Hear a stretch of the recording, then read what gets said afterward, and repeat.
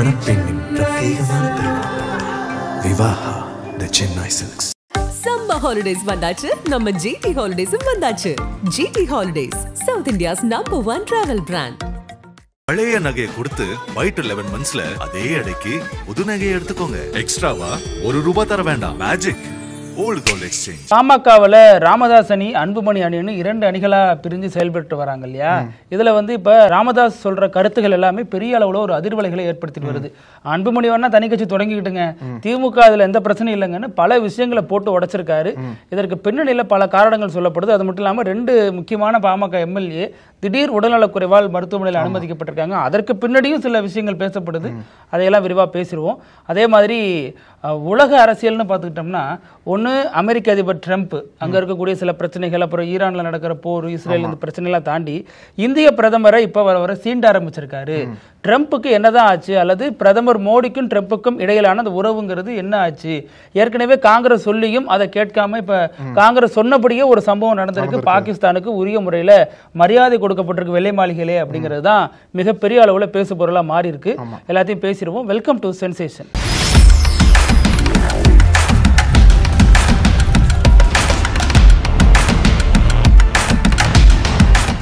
வணக்கம் பிருத்திவி. வணக்கம் அழகு. பாமகவில் பார்த்தோம் அப்படின்னா இன்னைக்கு மீண்டும் ஒரு மிகப்பெரிய ஒரு குற்றச்சாட்டை ராமதாஸ் முன்வைத்திருக்கார். என்ன அப்படின்னா, சமீபத்தில் அன்புமணி என்ன சொன்னாரு, பாமகவில் திமுக தான் சொல்லியிருக்காரு. பொதுக்குழு கூட்டத்தில் சொன்னது திமுக பத்தி சொன்னார்ல. என்ன சொல்ற அப்படின்னா, பாமகக்குள்ள நடக்கிற பிரச்சனைகள் எல்லாத்துக்கும் திமுக தான் காரணம். அதாவது இந்த சமுதாய வாக்குகள் திமுகவுக்கு போகாது, திமுகவுக்கு கிடைச்சிடாது அப்படின்ற பயத்துல திமுகவினர் பாமகக்குள்ள பல பிரச்சனைகள் பண்றாங்கன்னு சொல்லிட்டு சொன்னார் இல்லையா? அதிமுக பிரச்சனை நடந்துச்சு இல்லையா? அப்ப அதுக்கும் திமுக தான் காரணம்னு சொன்னாங்க. ஓபிஎஸ் எல்லாம் தனித்து செயல்படுறது காரணமே திமுக தான் அப்படின்னு சொன்னாங்க. பாமகக்குள்ள முன்னாடியே அந்த திமுக எதிர்ப்பு என்பது எங்க இருந்தது அப்படின்னா, ஜி.கே. மணி இருந்தார்ல, அவர் தான் ஃபர்ஸ்ட் பாமகவினர் எதிர்த்தாங்க. இவர் தான் திமுக ஆதரவா செயல்படுறாரு, சட்டசபையில ஸ்டாலினியா புகழ்ந்து பேசுறாருன்னு சொல்லிட்டு ஜி.கே. மணியை ஃபர்ஸ்ட் எதிர்த்தாங்க. இப்போ டைரக்டா திமுக மீதே குற்றச்சாட்டு வைக்கும் போது உண்மையிலேயே திமுக இதுல ரோல் பிளே பண்ணிருப்பாங்களா அப்படின்ற ஒரு கேள்வி ராமதாஸ் கேட்கப்படுது. துரைமுருகன், ஜெகத் ரட்சகன் போன்றவரெல்லாம் ராமதாஸ் கூட நெருக்கமான தொடர்புல இருக்காங்க. அதற்கு சமூக பின்னணியும் ஒரு காரணம், நிறைய விஷயங்கள் பேசப்பட்டுச்சு. அதோட தான் லிங்க் பண்ணி பேசப்பட்டது. இன்னைக்கு அந்த கேள்வி ராமதாஸ் கேட்கும்போது அதெல்லாம் ஒண்ணுமே இல்லைங்க, அதெல்லாம் வடிகட்டின போய் அப்படின்ற மாதிரி ஒரு பதிலடி கொடுக்கிறார். இது டைரக்டா அன்புமணி கொடுத்த பதிலடி தான் பாக்குறாங்க. இது வெறுமனே பதில் கிடையாது, அன்புமணி கொடுத்த பதிலடி தான். இது என்ன பார்க்கணும் அப்படின்னா, கட்சி ஏன் கண்ட்ரோல தான் இருக்கு, நான் சொல்றதான் கேட்கணும். அந்த மாதிரி ஒரு துணியில பார்க்கும்போது நான் சொல்றேன், கட்சிக்குள்ள போற பிரச்சனைகளுக்கு திமுகவுக்கு சம்பந்தமே இல்ல அப்படின்ற மாதிரி இன்னைக்கு ஒரு பதிலடி கொடுத்திருக்காரு இன்னைக்கு ராமதாஸ். அது இல்லாம ராமதாஸ் தொடர்ந்து செய்தியாளர்கள்ட்ட சந்திச்சுட்டே இருக்காரு, தனித்தனியா பேட்டிகளும் கொடுத்துட்டு இருக்காரு. அதுல சில விஷயங்கள்ல முக்கியமா என்ன சொல்றாருன்னா, இது ஏன் கட்சி, இது நான் எடுக்கிறதா இங்க முடிவு அப்படிங்கிறது உறுதியா இருக்காரு. அதே மாதிரி அன்புமணி தனியா கட்சி தொடங்கலாமா அப்படின்லாம் கேள்வி எழுப்புறப்ப, தொடங்கட்டுமே, நான் வரவேற்கிறேன் அப்படிங்கிற மாதிரி தான் நிறைய விஷயங்கள் சொல்லியிருக்காரு. இன்னும் சொல்ல போனா வேறு சில பேட்டிகள்ல சொல்லியிருக்காரு, தனி கட்சி தொடங்கட்டுமே, இங்க பிடிக்காட்டி ஏன் இங்கே இருக்காரு, போய் தனி கட்சி தொடங்கட்டும், மக்களை சந்திக்கட்டும் அப்படின்லாம் கோபமா பேசியிருக்காரு. அது மட்டும் இல்லாம ராமதாஸ் எந்த சக்தியாலையும் சமாதானப்படுத்த முடியல அப்படிங்கறதா கல நிதர்சனமா இருக்கு. அது மட்டும் இல்லாம பாமக ரா அணி, பாமக ஆ அணிலாம் செயல்படுது, ராமதாஸ் அணி, அன்புமணி அணி. இதுல ராமதாஸ்க்கு பெரிய அளவுல வெளியில இருந்து பார்க்கும்பொழுது செல்வாக்கு இல்லாத மாதிரி தெரிஞ்சாலும் உள்ளுக்குள்ள அவருக்கான செல்வாக்குங்கிறது அதிக அளவுல இருக்கு அப்படின்னு தான் பலராலும் பரவலாக பேசப்பட்டது. இந்த அப்பா மகன் சண்டைக்கு உள்ள பெரிய குழப்பம் போயிட்டு இருக்கு இல்லையா? இந்த குழப்பத்துல முதல்ல நிர்வாகிகள் ஒரு பெரிய கேள்வி இருந்தது, யார் பக்கம் நிக்கிறது, ஒரு பெரிய குழப்பத்தில் இருந்தாங்க. இப்ப நிர்வாகிகளை தாண்டி அந்த கட்சி முக்கிய நிர்வாகிகளுக்கே அந்த குழப்பம் என்பது வந்திருக்கு, எம்எல்ஏக்களுக்கே வந்திருக்குன்னு சொல்லணும். ஏன்னா இப்ப இவர் கூட்டுற பொதுக்குழுக்கு போறதா, அவர் கூட்டுற கூட்டத்துக்கு போறதான்னு சொல்லிட்டு பெரிய குழப்பம் இருக்குல்ல. இப்போ அன்புமணி மாவட்ட வாரியா பொதுக்குழு கூட நடத்திட்டு இருக்காரு இல்லையா? இப்ப சமீபத்தில் கூட சேலம் மாவட்டத்திலையும் இன்னைக்கு நடக்கிற மாதிரி இருந்தது. ஆக்சுவலா பேசிட்டு இருக்கோம், நடந்து முடிஞ்சிருக்கும்னு நினைக்கிறேன். சேலத்திலையும் தர்மபுரியிலையும் பொதுக்குழு கூட நடத்திட்டு இருந்தது இல்லையா? இப்போ அந்த மாவட்டத்தை சேர்ந்த 2 முக்கிய பாமக நிர்வாகிகள் அவங்க சென்னைக்கு வந்திருக்காங்க. எதுக்கு சென்னை வந்தாங்க அப்படின்னா, ஏற்கனவே என்ன முடிவு எடுத்திருக்காங்க அப்படின்னா, இந்த பொதுக்குழு கூட்டத்தில் கலந்துக்க வேண்டாம் அப்படின்ற முடிவு நிர்வாகிகள் எடுத்துட்டாங்க. ஏன்னா அன்புமணி கூட்டத்துக்கு போனா ஐயா பகச்சுக்குமார் ஆயிரும், அவர் கூட்டத்துக்கு போனா இவர் பகச்சுக்குமார், எதுக்கு கூட்டத்துக்கே போயிட்டு அப்படின்ற மாதிரி பல நிர்வாகிகள் பேக் அடிச்சிட்டாங்க. அப்படியெல்லாம் இல்லைங்க, பொதுவா ஐயா பகச்சுப்போமே அப்படிங்கிற மாதிரி தான் இப்ப எல்லாருமே அன்புமணிக்கு ஆதரவா தான் நிக்கிறாங்க. நீங்க சொல்ற ஒரு சில பேர் வேணா, ஆனா இப்போ என்னதான் ராமதாஸ் உறுதியா சொல்லிட்டாரு இல்ல, இப்ப அவரை பகச்சுக்கிட்டோம் அப்படின்னா கட்சியில நமக்கு இடம் இருக்காது. அவரு பதவி புடுங்கன்னா நான் தர்றேன் அப்படிங்கிறாரு அன்புமணி ஒவ்வொருத்தவங்களுக்கும். அதுதானே நடந்துட்டு இருக்கு. அவர் நீக்கிறாரு, இவர் பதவி கொடுக்குறாரு. ஆனா என்னதான் ஃபைனலா பார்த்தாலும் அவர் நீக்கினாலும் பதவி கொடுத்தாலும் மக்கள் மத்தியில ரெஜிஸ்டர் ஆஃபீஸ் ராமதாஸோட முகம் தானே, சமுதாயத்தினர் மத்தியில ராமதாஸ் தானே ஒரு தலைவரா பார்ப்பாங்க. அப்ப அவரு பின்னாடி யார் வர்றாங்களோ அவங்களுக்கு தான் ஒரு தொடர்ந்து அரசியல் எதிர்காலம் இருக்கும்னு சொல்றாரு. இன்னொரு பக்கம் வந்து இன்னைக்கு அந்த குறிப்பா சொல்லணும் அப்படின்னா சேலத்தை சேர்ந்த பாமக எம்எல்ஏ அருள், அப்புறம் தர்மபுரி மாவட்டத்தை சேர்ந்த பாமக எம்எல்ஏ ஜி.கே. மணி, அவங்க 2 பேரும் வந்து இந்த சென்னைக்கு வந்திருக்காங்க. எதுக்காக அப்படின்னா இந்த மாவட்டங்கள் நடக்கக்கூடிய பொதுக்குழுவை வந்து புறக்கணிச்சலாம் அப்படின்ற மாதிரி சென்னைக்கு வந்திருக்காங்க. சென்னைக்கு வந்தவங்க திடீர்னு உடல்நல கோளாறு ஏற்பட்டு 2 பேருக்கும் நெஞ்சுவலி வந்திருக்கு. 2 பேருமே வந்து ஹாஸ்பிட்டல் அட்மிட் பண்ணிருக்காங்க. அப்போ நேற்று இரவே ஜி.கே. மணி பிரைவேட் ஹாஸ்பிட்டல் அட்மிட் ஆயிட்டாரு. இன்னைக்கு அருள் வந்து அட்மிட் ஆயிருக்காரு. இதுல நீங்க அருள் பொறுத்த வரைக்கும் அவரு ஒரு நடுநிலைத்தன்மை தான் அப்பயிலிருந்து வகிச்சுட்டு வர்றாரு. 2 பேருக்கும் ஆதரவாகவும் பேசல, 2 பேருக்கு எதிராகவும் பேசல. கட்சி வந்து நல்லா இருக்கணும், கட்சி கடைசி வரைக்கும் இவர்தான் முன்னாடி என்ன சொன்னாரு அப்படின்னா மோதல் உச்சகட்டத்துக்கு போகும்போது 2 பேர் சேரல அப்படின்னா நான் பதவி ராஜினாமா பண்ணிடுவேன்னு சொன்னாரு. மறுத்து பேசினாரு. ஆனா இப்போ இந்த மனநிலையில இருக்கிறதா சொல்லப்படுது. சபாநாயகரை சந்திச்சு நேரம் கேட்டிருக்கதாக ஒரு தகவல் வெளியாயிருக்கு. அதன் மூலமா ராஜினாமா கடிதத்தை கொடுக்க போறாரு அப்படிங்கிற தகவலும் பேசப்பட்டு வருது. அதே மாதிரி ஜி.கே. மணியும் பல முறை சொல்லியிருக்காரு, 2 பேரும் ஒத்துமையா இருக்கணும், என் மேல பழி போறது என்னால ஏத்துக்கவே முடியல, நான் கனவுலையும் கட்சிக்கு துரோகம் பண்ண மாட்டேன்னு பல முறை வந்து தனது மன குமுறலை கொட்டியிருக்காரு. இப்ப மறுபடியும் இதே மாதிரி நடக்கிறது. இவங்க உண்மையிலேயே தான் இதுல அஃபெக்ட் ஆகி உடல்நல கோளாறு ஏற்பட்டிருக்கு அப்படிங்கிற கருத்துக்களும் முன்வைக்கப்படுது.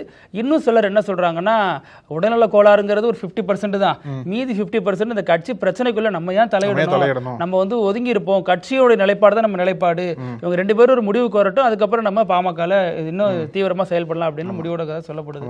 ஒருவேளை ராமதாஸை கூட சொல்லியிருக்கலாம், இன்ஃப்ளூயன்ஸ் பண்ணி 2 பேர் வெளியில வந்துருங்க, அன்புமணி நடத்துற கூட்டத்துக்கு போக வேண்டாம்னு சொல்லிட்டு கூட சொல்ற வாய்ப்பு இருக்கு இல்லையா? அப்படின்னா வெளிப்படையா தனிச்சு நிக்க வேண்டியதானே, ஏன் உடல்நல கோளாறு இப்படி எல்லாம் ஏதோ ஒரு காரணம் வேணும் இல்லையா, அவங்களுக்கு புறக்கணிக்கிறது காரணம் வேணும் இல்ல, அது மாதிரி கூட இருக்கலாம். அது மட்டும் இல்லாம ராமதாஸ் இன்னைக்கு ஒரு அறிக்கை கொடுத்திருக்காரு. அந்த அறிக்கை பிஜேபியோட மொத்த கனவையும் நொறுக்கிடுச்சுன்னு சொல்லணும். என்னன்னா இப்ப பிஜேபி சார்பில் 2-3 பேர்லாம் போய் அவர்கிட்ட பேசினாங்க இல்லையா, அந்த நீட்சியா இதை பார்க்கும் பொழுது அந்த ஒரு கனவுக்கு வேட்டு வச்சுட்டாரு. என்னன்னா அந்த கீழடி அகழ்வாராய்ச்சி அறிக்கையெல்லாம் இருக்கு இல்லையா, சம்பந்தப்பட்ட அதிகாரிகள்லாம் இப்போ டிரான்ஸ்ஃபர் பண்ணிட்டாங்க, வெவ்வேறு இடத்துக்கு போட்டாங்க. அதுல ஒரு அறிக்கை கொடுத்திருக்காரு, இந்த கீழடியை பொறுத்த வரைக்கும் இது வந்து தமிழர்களுக்கான ஒரு வரலாறு கிடையாது, இது மானுடத்தின் வரலாறு பேசுது. பல விஷயங்கள் தோன்றப்ப பொண்ணுல இருந்து மண்ணெல்லாம் வரும், மண்ணெல்லாம் கண்டுபிடிச்சிருக்காங்க. ஆனா இதை வந்து வரலாற்று ரீதியா பேசக்கூடியவங்க அல்லது இதை அரசியல் படுத்தணுங்கிற நோக்கத்துல மட்டும் பேசுறவங்க மண்டையில அந்த மண் இருக்கு அப்படிங்கிற மாதிரிலாம் பேசிட்டாரு. இது டைரக்டா பிஜேபி தான் அட்டாக் பண்ணிருக்காரு. ஏன்னா பிஜேபி தான் இந்த கீழடி தொடர்பாக இந்த விஷயத்தை நீர்த்து போக செய்யறதுக்கான வேலைகளை ஈடுபட்டு வராங்க. தமிழர் நாகரிகம் ரொம்ப முன்னாடியே இருந்திருக்கு அப்படிங்கிறது தெரியக்கூடாது அப்படிங்கிற அடிப்படையில் செயல்படுறாங்கலாம் நிறைய விமர்சனம் முன்வைக்கப்பட்ட நேரத்தில் தான் இன்னைக்கு ராமதாஸ் தடாலடி அப்படி ஒரு அறிக்கையை தூக்கி போட்டாரு. இதன் மூலமா பிஜேபி கனவுல பெரிய ஒரு ஓட்டையை போட்டு விட்டாரு. இதுல ராமதாஸோட தனிப்பட்ட கோபம் தான் சொல்லணும். ஏன்னா முன்னாடி பாமக பாஜக கூட்டணி வச்சிருக்காங்க, அது ஒன்றும் புதுசு கிடையாது. ஆனா இப்ப எதுக்கு திடீர்னு ஒரு எதிர்ப்பை சொல்றாரு அப்படின்னா, என்ன மிரட்டி நீங்க கூட்டணி வச்சிட்டீங்கல்ல, என்ன எப்படி நீங்க மிரட்டலாம் அப்படின்ற ஒரு தனிப்பட்ட கோபத்தின் வெளிப்பாடா கூட ஸ்ட்ராங்கா பாஜக தாக்கக்கூடிய வாய்ப்பு இருக்கு. கெஞ்சனாங்கன்னு தானே சொன்னாரு, காலை பிடிச்சி கெஞ்சனதா தானே சொன்னாரு. இல்ல அப்புறம் வந்து கடைசியில மிரட்ட தானே சொன்னாங்க, நம்ம மிரட்டி தானே சம்மதிக்க வச்சாங்க என்ன அப்படின்ற மாதிரி தானே சொன்னாரு. ஆமா என்ன சொன்னாரு, நீங்க வைக்கல அப்படின்னா எனக்கு நீங்க கொல்லி வைக்கிற மாதிரி சொன்னா அது மிரட்டல் தானே. Right right. இதுல இன்னொரு விஷயமும் அழகு, இந்த பாமக இந்த பிரச்சனையை பொறுத்த வரைக்கும் இப்போ புதுசா ராமதாஸ் கொடுத்த பேட்டியில பெரிய அளவில் சோசியல் மீடியாவில் வைரல் ஆகிறது என்னவா இருக்குன்னா, திருமாவை பத்தி அவர் பேசின விஷயமும் திருமாவளவன் விசிக தலைவர் திருமாவளவன் அவரை பத்தி பேசின விஷயமும் தான் ட்ரெண்ட் ஆகிட்டு இருக்கு. திருமா சமீபத்தில் கொடுத்த ஒரு நேர்காணல என்ன சொன்னார்னா, 1000 எங்களுக்குள்ள ஒரு பகை இருக்கலாம், இன்னமும் வந்து மக்களை கோவிலுக்குள்ள நுழைய விடாம அவங்க சில வேலைகள் பண்ணலாம், 1000 இருந்தாலும் ராமதாஸ்ங்கிற ஒரு அடிப்படையில் ஒரு இடதுசாரி சிந்தனை உள்ளவர். தொடக்கத்தில் அவர் வட மாவட்டத்தில் பல இடங்கள்ல வந்து அம்பேத்கர் சிலையை நிறுவிருக்காரு. இன்னைக்கு நான் பல அம்பேத்கர் சிலைக்கு அங்கே மாலை போடுறேன்னா அது எல்லாமே அவர் நிறுவன சிலை அப்படிங்கிற அடிப்படையில் அவருக்கு புகழாரம் சூட்டினாரு. அது மட்டும் இல்லாமல் நான் தமிழ் குடிதாங்கின்னு பட்டம்லாம் கொடுத்தங்க நினைவு கூர்ந்து பேசியிருந்தார். இப்போ இதையெல்லாம் வந்து அது குறிப்பாக என்ன சொன்னார்னா, என்ன இருந்தாலும் ஒரு தந்தைங்கிற முறையில் வயதில் மூத்தவருங்கிற முறையில் அன்புமணி ராமதாசனுடைய பேச்சை கேட்கணும், பொது வெளியில் அவரை இப்படி அவமதிக்கிற வகையில் நடந்துக்க கூடாது, அப்படி நடந்துக்கிட்டதுனால தான் வலதுசாரிகள்லாம் இப்போ பாமக உள்ள நுழைகிறாங்க அப்படின்லாம் சொல்லியிருந்தார். இப்போ ராமதாஸ் அதற்கு பதில் சொல்லியிருக்காரு, அந்த தம்பி எனக்கு எப்பவுமே பிடிக்கும், திருமாவை பொறுத்த வரைக்கும் எனக்கு எப்பவுமே பிடிக்கும், என்ன ஒரு வருத்தம் ஒரு கல்யாணம் பண்ணிக்காம விட்டாரு, பரவாயில்ல அது ஒரு பர்சனல், ஆனாலும் இப்போதைக்கு இந்த மாதிரி பேசியிருக்க கருத்துக்கள்லாம் எனக்கு ரொம்ப உடன்பாடாக தான் இருக்கு, ரொம்ப சந்தோஷமா இருக்கு இப்படி பேசுறதுங்க வகையில பாமக விசிக நேர் எதிராக நின்னவங்க இப்போ கொஞ்சம் இலகி இருக்காங்க அப்படின்னு பார்க்க முடியுது. இல்லை குறிப்பாக சொல்லணும் அப்படின்னா, பொது மேடையில் அன்புமணி ராமதாஸ் மன்னிப்பு கேட்டாரு. இன்னும் நேரடியா தனிப்பட்ட முறையில் கேட்கல. அதுவுமே ராமதாஸ் எப்படி எடுத்துக்கிறாருன்னா, எனக்கு என்னென்ன நோய் இருக்குன்னு நீ பொது மேடையில ஏன் சொல்றங்கிற வகையில தான் அவர் விமர்சிக்கிறார். அதையுமே அப்ப நான் இது எல்லாருக்கும் வருது தானே, நான் நல்லா நீச்சல் அடிக்கிறேன், 45 நிமிஷம் நீச்சல் அடிக்க முடியுதுனால ஒரு சுகர் இருக்கிறது ஒரு பிரச்சனையா, பிளட் பிரஷர்லாம் ஒரு பிரச்சனையா, இதையெல்லாம் வச்சு பேசி இவ்வளவு நோய் இருக்கு பார்த்து இருந்துக்குன்னு மிரட்டரியாங்கிற வகையில தான் அதையும் அந்த பொருள்பட தான் புரிஞ்சுக்கிறத பார்க்க முடியுது. இப்போ ஒரு பக்கம் பாமகக்குள்ள இத்தனை பிரச்சனை போயிட்டு இருந்தாலும், பாமகவில் அடுத்து என்ன நடக்க போகுது அப்படின்ற எதிர்பார்ப்பு இருந்தாலும், இன்னொரு பக்கம் ஒரு பெரிய எதிர்பார்ப்பு இருக்கு. என்ன நடக்க போகுது அப்படின்றதுனாலும், என்ன நடந்தது ஆக்சுவலா அது யாரு நீங்க தான் சொல்லணும், யாருன்னு கேட்குறாங்க அப்படின்னா மோடி அரசு தான் சொல்லணும், சொல்லுவாங்களா அப்படின்ற ஒரு எதிர்பார்ப்பு. என்னன்னா நம்ம ட்ரம்ப் தான், டொனால்ட் ட்ரம்ப் வந்து எப்போ எப்படி நடந்துக்குவாரு, என்ன முடிவெடுப்பாருன்னு சொல்லிட்டு அவருக்கு மட்டுமே தெரியும் இல்லையா? அவருக்கே தெரியாது, அவருக்கே தெரியாது. இப்போ இந்தியாவை சீன்ற விதமா, குறிப்பா மோடியை சீன்ற விதமா ஒரு லஞ்ச் ஆர்கனைஸ் பண்ணியிருக்காரு. யாருக்கு அப்படின்னா, பாகிஸ்தானோட ராணுவ தளபதியாக இருக்கக்கூடிய ஆசி முனிர். அதாவது யாரை இந்தியா வந்து தொடர்ந்து எதிர்க்கிறாங்களோ, யாரை வந்து தொடர்ந்து ஒரு தீவிரவாத நாடுன்னு இந்தியா சொல்றாங்களோ, அவங்களோட ராணுவ தளபதி கூப்பிட்டு ட்ரம்ப் வந்து வெள்ளை மாளிகையில மதிய உணவு கொடுக்குறாரு. இது வந்து டைரக்டா இல்ல இவ்வளவு கொடுத்துட்டு G7க்கு கனடா வந்த பிரதமர்கிட்ட போயிட்டு போற வழியில வீட்டுக்கு வந்துட்டு போகணும்னு சொல்றாருன்னா அது எவ்வளவு ஒரு அது ட்ரம்போட ஃபாரின் பாலிசி எப்படி அப்படின்னா ரெண்டு பேரையும் பேலன்ஸ் பண்ணி ஆகணும் அப்படின்ற மாதிரி தான். இப்போ ஆனா பாலிசி வச்சுக்கிட்டதே கிடையாது இல்ல, இது வரைக்கும் பாகிஸ்தானை தள்ளி தான் வச்சிருந்தாங்க. இல்ல இப்போ ட்ரம்ப் பொறுத்த வரைக்கும் ஒரு பிசினஸ் மேன் தானே, இங்கேயும் ஒரு ஆதாயம் வேணும், இந்தியாலே ஆதாயம் வேணும். மோடி நல்லவர், பாகிஸ்தானும் ரொம்ப நல்ல நாடு, பத்திரமா இருங்க, ரெண்டு பேருமே அங்க தீவிரவாதிகள் இருக்காங்க, ஊக்குவிக்கிறீங்க, அந்த செயல் சிறப்பா நடக்கட்டும் அப்படிலாம் சொன்னா என்ன அர்த்தம்? இப்போ இதுல தான் வந்து மோடி மீண்டும் உறுதி என்ன சொல்லியிருக்காரு. அதாவது என்ன நடந்தது அப்படின்னா, நீங்க சொன்னது போல G7 மாநாட்டுக்கு மோடியும் கலந்துக்கிறாரு. அங்க அந்த கனடால வந்து ட்ரம்ப் மோடியும் சந்திக்கிற மாதிரி இருந்தது. ஆனா அந்த இஸ்ரேல் ஈரான் போரின் காரணமாக ட்ரம்ப் வந்து முன்கூட்டியே கிளம்பி வந்துட்டார் கனடால இருந்து, அதனால சந்திக்க முடியல. அதனால வர்ற வழியிலேயே வந்து ரெண்டு பேரும் போன்ல பேசிக்கிறாங்க. ஒரு அரை மணி நேரம் பேசினதா சொல்லப்பட்டது. அந்த ஒரு போன் கால்ல தான் மோடி வந்து பல விஷயங்களை சொல்றாரு.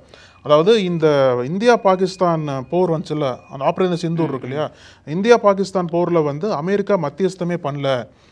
ஏன்னா எதுக்கு மீண்டும் மீண்டும் சொல்றாரு அப்படின்னா, ட்ரம்ப் மீண்டும் மீண்டும் ஒன்று சொல்லிட்டே இருக்காரு. அதாவது 38 நாள்ல 15 வாட்டி சொல்லிட்டாரு ட்ரம்ப், இந்தியா பாகிஸ்தான் போரை நான் தான் நிறுத்தினேன். இப்போ சமீபத்தில் கூட இஸ்ரேல் ஈரான் போர் இருக்கு இல்லையா, இந்த போருமே வந்து நிறுத்தணும், நான் எப்படி இந்தியா பாகிஸ்தான் போரை நிறுத்தணும் அதே மாதிரி இதையே நிறுத்துவேன்னு சொல்லிட்டு சொல்றாரு. 15 வாட்டி சொல்லிட்டாரு, ஒரு வாட்டி கூட அழுத்தி இந்தியா சொல்ல மாட்டேங்குது. அங்கங்க சொல்றாங்க, ஒரு சிலர் சொல்றாங்க ஒழிஞ்சு மோடி சொன்னாதானே அது மோடி ஸ்ட்ராங்கா சொல்லணும் இல்லையா? இப்போ அவங்களோட மோடி நிலைப்பாடு என்ன அப்படின்னா, இந்தியா பாகிஸ்தான் போருக்குள்ள இந்தியா பாகிஸ்தான் மட்டும் தான் பேசி தீர்த்துக்கணுமே தவிர மூன்றாவது நாடு வரக்கூடாது, இதான் கொள்கையா வச்சிருக்காங்க. ஆனா இதுல வந்து ட்ரம்ப் தான் ஃபர்ஸ்ட் உடைக்கிறார். அதாவது இங்க இந்திய அரசு உடைக்கிறதுக்கு முன்னாடி ட்ரம்ப் தான் ஒரு ட்வீட் போடுறாரு, இந்த மாதிரி 4 நாள் அந்த ஆபரேஷன் சிந்தூர் போயிட்டு இருந்தது, அதுக்கப்புறம் 2 பேரும் ஒத்துக்கிட்டாங்க, சீஸ்ஃபயருக்கு ஒத்துக்கிட்டாங்க அப்படின்னு சொல்லி ட்ரம்ப் தான் ஃபர்ஸ்ட் ட்வீட் போடுறாரு. அதுக்கப்புறம் தான் இந்திய அரசே ஒத்துக்குது. இந்த ட்ரம்ப் ஃபர்ஸ்ட் ட்வீட் போட்டார்ல, அதுக்கப்புறம் தான் அது பத்திக்குச்சு. ஒன்று நீங்க இப்போ இந்திய அரசோட வாதம் எப்படி இருக்கு அப்படின்னா, பாகிஸ்தான் தான் வழியகங்கள்ட்ட கேட்டுச்சு, ஏன்னா இந்திய அரசோட ஆபரேஷன் சிந்தூர் வந்து வலுவா நாங்க அடிச்சோம், பாகிஸ்தானில் இருக்கக்கூடிய ராணுவ தளங்கள்லாம் நாங்கள் அடிச்சிட்டோம், அதனால வந்து திருப்பி அடிக்க முடியாம பாகிஸ்தான் வந்து அந்த போர் நிறுத்திக்கலாம்னு சொல்லிட்டு பேசினதா ஃபர்ஸ்ட் இந்தியா சொன்னாங்க இல்லையா? அப்போ முறைப்படி பார்த்தோம் அப்படின்னா ஃபர்ஸ்ட் இந்தியா தான் அறிவிச்சிருக்கணும். அதையும் தாண்டி ட்ரம்ப் அறிவிச்சார். அதில் என்ன சொன்னார் அப்படின்னா, ஓவர் நைட்டாக நாங்கள் தொடர்ந்து பேசணும், இந்த பேச்சுவார்த்தைக்கு அப்புறம் தான் அந்த சீஸ்ஃபயர் வந்திருக்குன்னு சொல்லிட்டு வெளிப்படையாக சொன்னார். அங்கே தான் பெரிய சர்ச்சையாக மாறினுச்சு. அங்கே ஆரம்பித்த சர்ச்சை இப்போ வரைக்கும் போயிட்டு இருக்கு. அது எப்படி போயிட்டு இருக்கு அப்படின்னா, மோடியை சீண்டும் விதமாக போயிட்டு இருக்குன்னு தான் சொல்லணும். ஏன்னா அந்த ட்ரம்ப்போட அணுகுமுறைன்னு பார்த்தீங்கன்னா இந்தியாட்ட மட்டும் மாறுபடுது. ஏன்னா நீங்கள் ரஷ்யா உக்ரைன் போர் எடுத்துக்கிட்டுங்க, அது மாதிரி இப்போ ஈரான் இஸ்ரேல் விவகாரத்தை எடுத்துங்க, இது எல்லாமே வல்லாதிக்க சக்திகள் பின்னாடி தான் அவர் நிற்கிறார். அங்கே உக்ரைன் அதிபர் கூப்பிட்டு வச்சு அவமானப்படுத்துறாரு, ஈரானுக்கு எதிரான சில வேலைகள் பார்க்குறாரு. ஆனால் இந்தியா பாகிஸ்தான் பொறுத்த வரைக்கும் பாகிஸ்தான் பக்கம் போய் நிற்கிறார். இது எப்படி எடுத்துக்கிறதுன்னு தெரியல. இந்தியா போன்ற ஒரு செல்வாக்கு மிகுந்த நாட்டை விட்டுட்டு பாகிஸ்தான் மாதிரியான சில இடங்களில் தீவிரவாதிகளை ஊக்குவிக்கக்கூடிய ஒரு நாட்டுக்கு ஆதரவு தெரிவிக்கிறாரு. அதனுடைய பின்னணி தான் இன்னும் புரியாத ஒரு. இதுல முக்கியமா என்ன பார்க்கணும் அப்படின்னா, ட்ரம்ப் ஒரு வார்த்தையை தொடர்ந்து சொல்றாரு. என்ன அப்படின்னா, இந்தியா பாகிஸ்தான் போர் எப்படி நிறுத்தின அப்படின்னா, நான் வந்து மிரட்டின 2 பேர்த்தையும், நீங்க போர் நிறுத்தல அப்படின்னா உங்க மீது வந்து அந்த வணிக ரீதியா ஒரு மிரட்டல் கொடுத்தான்னு சொன்னார் இல்லையா? ஆனா அதே மாதிரி மிரட்டலை தான் ஈரான் இஸ்ரேலுக்கு கொடுக்குறாரு. ஆனா போர் நிறுத்த சொல்ல வேற ஒரு வகையா மிரட்டலை கொடுத்து போர் இன்னும் நீட்டிக்கு தான் வச்சிருக்காரு ட்ரம்ப். இதுல அப்படி பார்க்கும்போது நீங்க சொன்னது போல அணுகுமுறையே மாறுது வருது. இப்போ அந்த லஞ்சுக்கு பேசணும்னு வச்சுக்கோங்களேன், அந்த அசி முனிர் அமெரிக்கா வராரு, 5 நாள் சுற்றுப்பயணத்துக்கு வராரு, வெள்ளை மாளிகையில் அவங்களுக்கு மதிய உணவு கொடுக்கப்படுது. அதுக்கப்புறம் ட்ரம்ப் என்ன சொல்றாரு அப்படின்னா, நான் வந்து ஆசி முனிருக்கு வந்து நன்றி சொன்னேன். எதுக்காக நன்றி சொன்னார் அப்படின்னா, நீங்க வந்து போர் தொடுக்காம இருந்தீங்க, போருக்கு போகாம இருந்தீங்க இந்தியாவோட, அதனால நன்றி சொன்னேன்னு சொல்லிட்டு சொல்றாரு. இப்போ அதுக்கு முன்னாடி போன்ல பேசினாங்கல்ல, போன்ல மீண்டும் மோடி அதை தான் வலியுறுத்தினார். என்ன சொன்னார் அப்படின்னா, ஆபரேஷன் சிந்தூர் வந்து தொடர்ந்து போய்கிட்டே இருக்கு, அப்போ வந்து இந்த ஃபோன் காலில் தான் ட்ரம்ப் கூப்பிடுறாரு, நீங்க வந்து கனடாவில் இருக்கீங்க, இந்தியா போறதுக்கு முன்னாடி அமெரிக்காவுக்கு வந்துட்டு போங்களேன் அப்படின்றார்.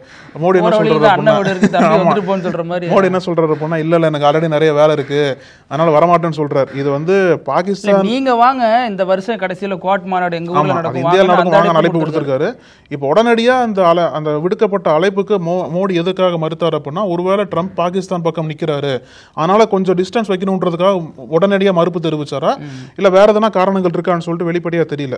இப்போ இந்த ட்ரம்ப் கொடுத்த லஞ்சு, அப்போ ட்ரம்ப் மோடியோட போன் கால், இப்படி பல திசைகளில் பார்க்கும்போது பல விவாதங்கள் எழுந்திருக்குன்னு தான் சொல்லுங்க. இதுல இந்த வாசிம் முனீர் அமெரிக்கா வெள்ளை மாளிகை போறாரு அப்படின்னா காங்கிரஸ் ஏற்கனவே இந்த செய்தியை சொல்லியிருந்தாங்க. அதற்கு வெள்ளை மாளிகை மறுப்பு சொன்னுச்சு. இங்க வந்து ராணுவ தினத்துல நாங்க அவர் கூப்பிடல அப்படின்னு மறுப்பு சொன்னாங்க. உடனே பிஜேபி காங்கிரஸ் வந்து பாகிஸ்தானோட ஊதுகுழலா செயல்படுதுன்னா தொடர்ந்து விமர்சிச்சாங்க. அப்புறம் பார்த்தா இப்ப அந்த ஃபங்க்ஷன் தாங்க கூப்பிடல, ஆனா ஆசிம் முனீரை கூப்பிட்டுருக்கோம், சாப்பாடு போட்டுருங்கிற மாதிரி பிளேட்டை மாத்தி போட்டாங்க. இப்ப இது பெரிய அளவுல விவாதக்குரிய. ட்ரம்ப் கூப்பிட்டுருக்காரு, இப்ப கூப்பிட்டது உண்மையாயிருச்சு, சாப்பாடு போட்டது உண்மையாயிருச்சு. ஆனா ஒரு விஷயம் இந்திய அளவுல என்ன பேசப்படுது அப்படின்னா, பாஜக அரசு இந்திய அரசு சார்பா செய்யக்கூடிய அந்த டிப்ளமேட்டிக் இதெல்லாமே தோல்வி விட்டுருக்கு. அமெரிக்காவை பொறுத்த வரைக்கும் ராஜதந்திரங்கள் எதுவுமே இந்தியாவோட ராஜதந்திரங்கள் அங்க பலிக்கல அப்படிங்கறத பார்க்க முடியுது. ஆமா நிச்சயமா நீங்க சொன்னது போல காங்கிரஸ்க்கு பாஜக எப்படி நரேட்டிவ் வைக்கிறாங்க அப்படின்னா, அதாவது ட்ரம்ப் வந்து பாகிஸ்தான் தளபதியை கூப்பிட்டாரு, அதுக்கு மோடி எப்படி ரியாக்ட் பண்ணாங்க பாத்தீங்களா? ட்ரம்பே கூப்பிடுறாரு, மோடி அதை கண்டுக்கல, மோடி கண்டுக்காம இதெல்லாம் கிசுகிசுக்கப்படுற செய்தியா தான் இருக்குது. அமெரிக்க அதிபரே கூப்பிட்டு நான் மோடி எங்க போல அப்படின்னா இங்க மோடி தானே பெருசு அப்படின்ற மாதிரி நிறைய செட் பண்றாங்க. இப்போ இதுக்குதான் காங்கிரஸ் என்ன டிமாண்ட் பண்றாங்க அப்படின்னா, நீங்க பேசுனதெல்லாம் ஓகே, ஆனா என்ன பேசப்பட்டது அப்படின்றத முழுமையா நீங்க நாட்டு மக்கள் தெரிவிக்கணும்ல. எதற்காக திடீர்னு ட்ரம்ப் கூப்பிடுறாரு, இல்ல மீண்டும் மத்தியஸ்தம் பண்ண போறாரா? ஏன்னா பாகிஸ்தான் ராணுவ தளபதி அமெரிக்கால இருக்க போறாரு, ட்ரம்ப் மோடி அமெரிக்கா கூப்பிட்ட டைமும் அவர் இருக்க டைம்ல தான் கூப்பிட போறாரு. அப்போ மீண்டும் வந்து மத்தியஸ்தம் பண்றதுக்காக ட்ரம்ப் கூப்பிட்டாரா, உண்மையிலேயே என்ன அந்த போன் கால்ல பேசப்பட்டது அப்படின்றத தெளிவா மக்களுக்கு விளக்க வேண்டிய கடமை அரசுக்கு இருக்குன்னு காங்கிரஸ் ஒரு டிமாண்ட் வைக்கிறாங்க. நிகழ்ச்சியினுடைய கடைசி பகுதி இப்படி எல்லாமா நடக்கும் அப்படிங்கிறது உண்மையிலேயே இப்படியெல்லாம் யாருக்கும் நடக்கக்கூடாது அப்படிங்கிற மாதிரி தான் ஒரு சம்பவம். அது உத்தரப்பிரதேசம் பிஜ்னோர் அப்படிங்கிற ஒரு ஊர்ல ஜிஹெச் செயல்பட்டு வருது.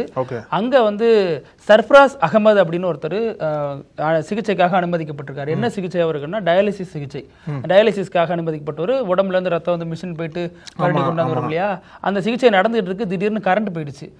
கரண்ட் போது பாதி ரத்தம் மிஷின்லயே இருக்கு, பாதி ரத்தம் இங்க இருக்கு. ரொம்ப மோசமான ஒரு கிரிட்டிக்கல் சிச்சுவேஷன். கொஞ்ச நேரத்திலே ஒரு உயிரிழந்துட்டாரு. எப்படி ஒரு அரசு மருத்துவமனை செயல்படுது பாருங்க. அப்புறம் விசாரிச்சும் பொழுது என்ன பிரச்சனை அப்படின்னு பேசப்படுதுன்னா, ஜெனரேட்டருக்கு டீசல் இல்லாத காரணத்தினால டக்குன்னு கரண்ட் வரலன்னு ஒரு உப்பு சப்புல இதே மாதிரி பிரச்சனை தான் பல ஆண்டுகள் யூபியில் நடந்துட்டு இருக்கு. இதுல அப்ப யோசிச்சு பாருங்க, தமிழ்நாட்டினுடைய மருத்துவ கட்டமைப்பு எப்படி இருக்கு, அங்க எல்லாம் எப்படி இருக்கு.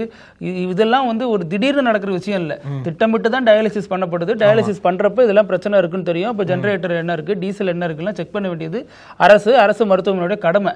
ஸோ இது ஒரு உயிரிழப்புங்கிறது எவ்வளவு சாதாரணமா நடந்துட்டு இருக்கு அப்படிங்கறதான் கவனத்தில் கொள்ள வேண்டிய ஒண்ணா இருக்கு.